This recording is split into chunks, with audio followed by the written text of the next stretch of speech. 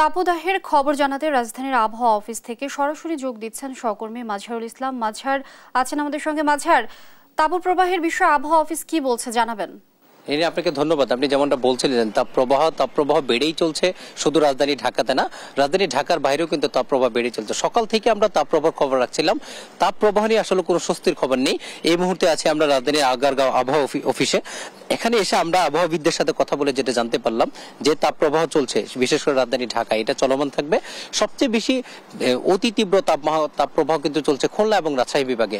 খুলনা এবং রাজশাহী বিভাগের বেশিরভাগ জেলাগুলোর উপর দিয়ে কিন্তু অতি তীব্র তাপপ্রবাহ চলমান আছে এবং সেটি চলমান থাকবে।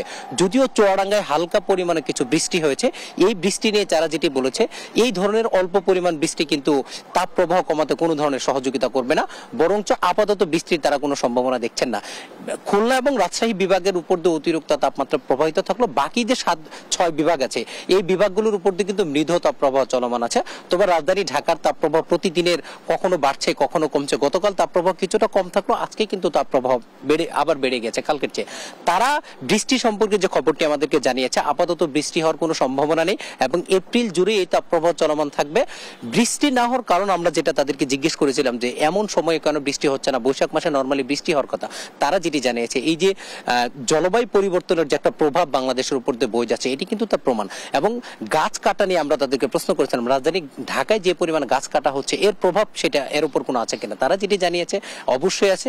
রাজধানী ঢাকায় যেভাবে শিল্পায়ন গড়ে তোলা হচ্ছে সে অনুযায়ী কিন্তু গাছ লাগানো যাচ্ছে না। এই জন্য তারা যেটি জানিয়েছেন যে গাছ আমাদের বন্ধু, বেশি বেশি গাছ লাগানো উচিত।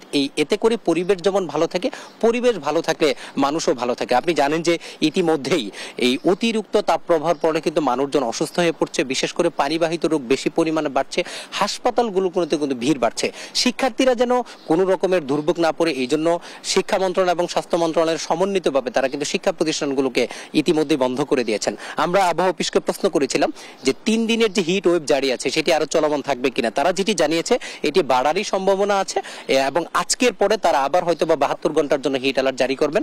কারণ যেহেতু বৃষ্টির কোনো সম্ভাবনা নাই, তাই আপাতত হিট অ্যালার্ট তারা তুলে নিচ্ছেন না। তবে তারা মনে করছেন এই মাস শেষে অর্থাৎ এপ্রিল শেষে মে শুরুতে হয়তো বা কিছুটা বৃষ্টি হতে পারে, তখন হয়তো বা মানুষকে এই যে তীব্র তাপ প্রবাহ সেটা থেকে স্বস্তি দিতে পারে। সব মিলে সবাই কিন্তু এক ধরনের অস্বস্তির মধ্য দিয়ে জীবন পরিবাহিত করছেন বা অতিবাহিত করছেন। এই তাপ প্রবাহ, বিশেষ করে খেটে খাওয়া মানুষ, সবার প্রত্যাশা এই দুর্ভোগ থেকে তারা মুক্তি পেতে চান এবং যাতে করে স্বাভাবিক জীবনে তারা ফিরতে পারেন।